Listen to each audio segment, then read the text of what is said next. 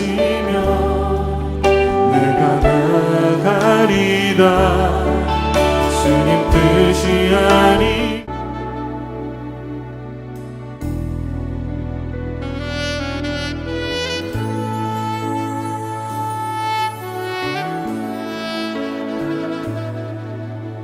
우리 죄 위해 죽으신 주, 십자가 그 사랑 감사하네. 날마다 주의 형상대로 변화되리라. 십자가 우리 새롭게 하리. 우리 죄 위해 죽으신 주, 십자가 그 사랑 감사하네. 날마다 주의 형상대로 변화되리라.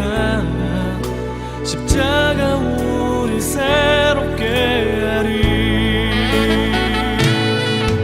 놀라운 사랑 찬양하리라. 우리를 위해 생명 주셨네. 놀라운 사랑 찬양하리라. 십자가의 그 능력, 십자가의 그 능력.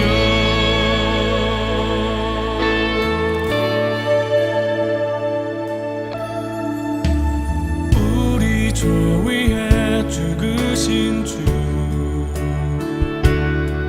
십자가 그 사랑 감사하네. 날마다 주의 형상대로 변화되리라. 십자가 우리 새롭게 하리. 놀라운 사랑 찬양하리라. 우리를 위해 생명 주셨네. 놀라운 사랑 찬양하리라. 십자가의 그 능력, 놀라운 사랑 찬양하리라. 우리를 위해 생명 주셨네.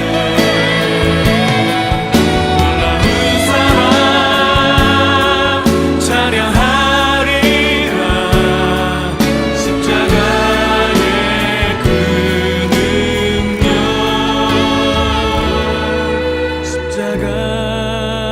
십자가의 그 능력.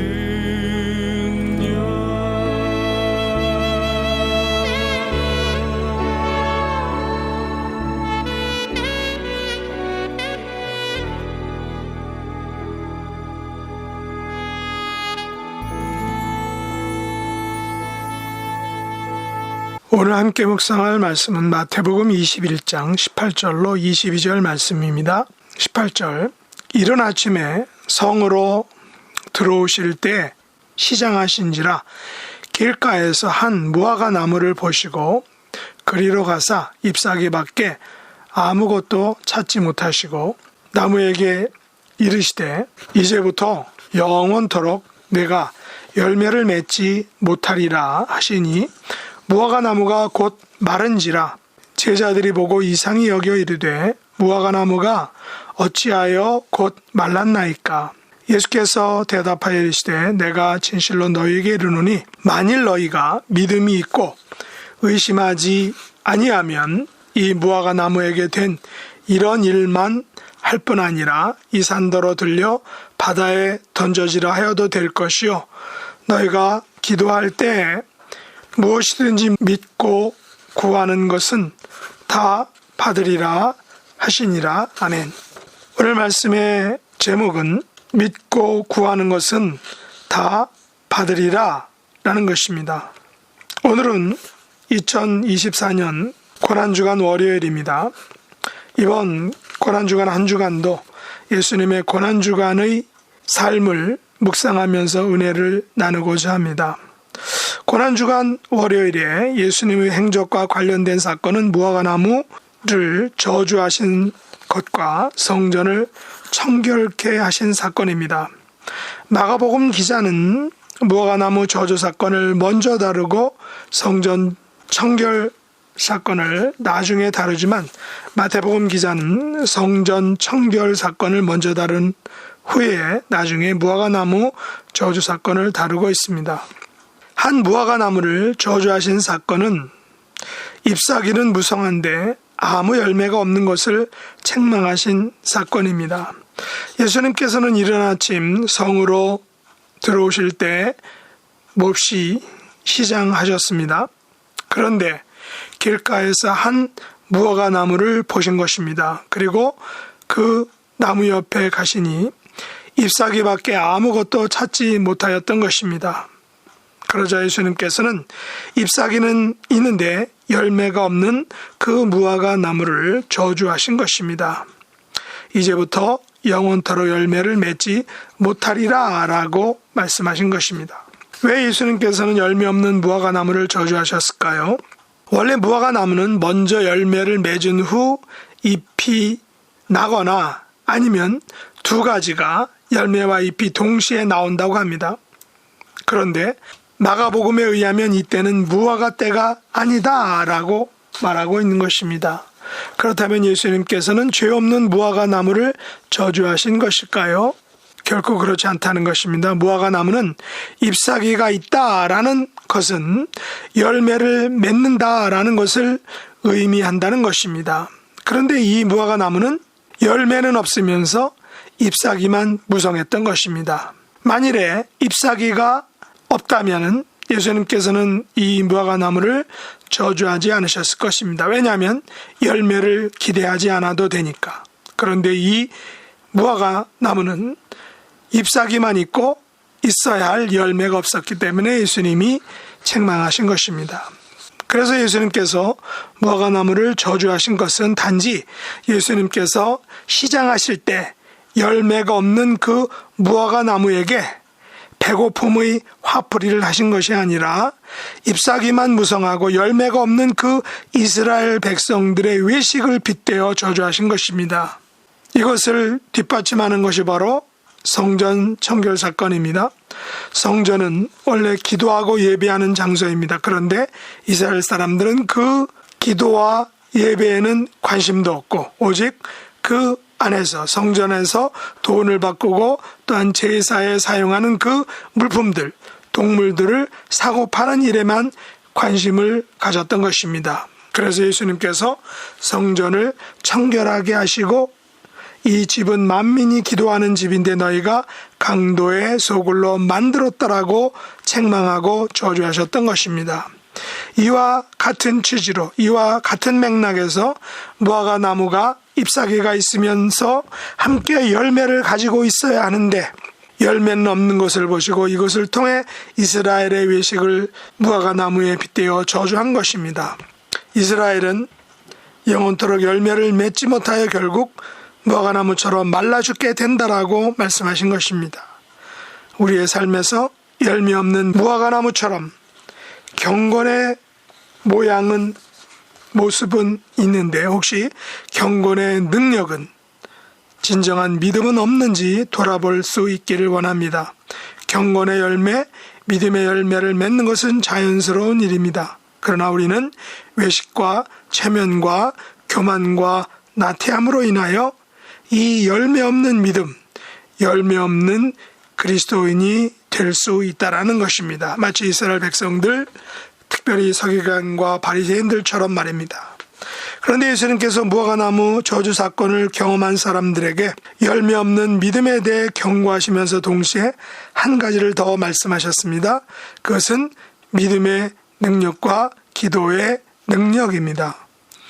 제자들은 예수님께서 이스라엘의 외식에 대해 책망하시는 것을 눈치채지 못하고 단지 왜 무화과 나무가 곧 말랐느냐라고 예수님께 질문을 했습니다. 나무가 마른 이유는 열매가 없기 때문에, 겉은 무성한데 열매가 없는 그 외식 때문인데, 제자들은 단지 무화과 나무가 마른 현상에 대해 물은 것입니다. 그러자 예수님께서는 이제 무화과 나무가 곧 마른 것을 가지고 믿음의 능력, 기도의 능력에 대해서 또 다른 교훈의 말씀을 제자들에게 주신 것입니다. 믿음이 있고 의심하지 아니하면 무화과 나무가 마른 일뿐 아니라 산더러 들려 바다에 던져지라 하여도 던져지는 그 능력, 믿음의 능력, 기도의 능력을 만들 수 있다라고 말씀하신 것입니다. 그래서 기도할 때 무엇이든지 믿고 구하는 것은 다 받으리라 라고 기도 확신에 대한 말씀을 하신 것입니다. 사실 우리가 기도할 때 일정 기간 정해놓고 기도하다가 그 기간 동안 응답이 안 되면 우리가 실망하고 낙심하죠. 그러나 예수님께서는 말씀하셨습니다. 기도할 때 믿고 구하는 것은 다 받으리라. 이것은 예수님의 약속입니다. 그런 의미에서 우리는 기도를 포기하지 말아야 된다는 것이죠. 한 달하고 5달하고 1년하고 5년하고 10년하고 기도를 안 들어주시는구나. 기도를 포기하는 것이 아니라 믿고 계속해서 그 기간이 언제든지 모르지만 계속 기도할 때 그것을 받으리라 말씀하신 것입니다. 사실 우리의 기도의 응답은 우리가 마음이 조급해서 그렇지 우리가 기도한 것은 결코 땅에 떨어지지 않는다라고 말씀하셨습니다. 그 말은 반드시 이루어진다, 다 이루어진다라는 것이죠. 그 믿음을 가지고 우리는 기도해야 하는 것입니다. 그 기간이 한 달이든 1년이든 5년이든 10년이든 30년이든 아니면 우리의 평생이든 우리는 그 기도하는 것을 통해서 하나님께 더 나아가는 것이고 하나님의 응답을 받는 그 과정에 더 나아가게 되는 것입니다. 우리는 무화과 나무 사건을 통하여 외식이란 열매 없는 믿음을 책망하시는 예수님을 만났습니다. 그러므로 경건의 모습은 있으나 다시 말해서 잎사귀밖에 아무것도 찾지 못하는 삶에서 벗어나서 무화과 나무를 마르게 할 수 있는 믿음, 더 나아가서 산더러 들려 바다에 던져지라 명할 수 있는 그런 믿음을 갖기를 원합니다. 물론 이것은 우리의 능력이 아닙니다. 우리의 기도의 능력은 우리에게서 있는 것이 아니라 예수님의 기도 응답의 약속, 기도 응답의 확신에 있는 것입니다. 우리가 그렇게 하는 것이 아니라 그렇게 해주신다라고 약속하신 그 예수님의 말씀, 예수님의 약속에 우리의 능력이, 기도의 능력이 있는 것입니다. 그런 의미에서 이스라엘 백성들, 특별히 서기관과 바리새인들의 외식에 젖어서 정말 맺어야 할 믿음의 열매, 삶의 열매를 맺지 못한 것을 우리는 교훈 삼아야 합니다. 그리고 우리가 기도할 때 무엇이든지 믿고 구하는 것은 다 받으리라는 이 예수님의 확실한 믿음을 가져야 되고 그 믿음 위에 굳게 서 있어야 하는 것입니다. 비록 그 기도 응답의 기간이 길어진다 할지라도 말입니다. 물론 우리 믿음의 세계는 정말 무화과 나무를 말라 죽게 하는 것이나 산더러 들려 바다에 던지는 엄청난 파워를 가지는 것이 최종 목표가 아니라는 것을 우리가 알아야 합니다. 예수님께서는 이스라엘 백성들에게 외식과 불신앙에서 벗어나 정말 하나님을 믿고 신뢰하는 열매가 있는 삶을 살기를 원하신다는 것을 우리가 기억해야 하는 것입니다. 이번 고난주간을 통하여 우리의 외식들을 모두 내려놓고 회개하며 하나님 앞에 우리의 믿음의 잎사귀만이 아니라 그 안에 있는 열매까지 보여드릴 수 있는 삶이 되기를 원합니다. 말로만 믿는 것이 아닌 정말 하나님을 온전히 신뢰하고 의지하는 믿고 구하는 기도를 드림으로 우리 기도가 하나님께 상달되고 다 받으시는 기도, 우리가 응답받는 기도가 될 수 있기를 예수님의 이름으로 축복합니다. 기도하겠습니다. 하나님 아버지, 이스라엘에 가진 외식과 불신앙의 모습들이 오늘 우리들에게 있음을 고백합니다. 신앙의 잎사귀는 무성한데 그 열매가 적거나 없음을 고백합니다.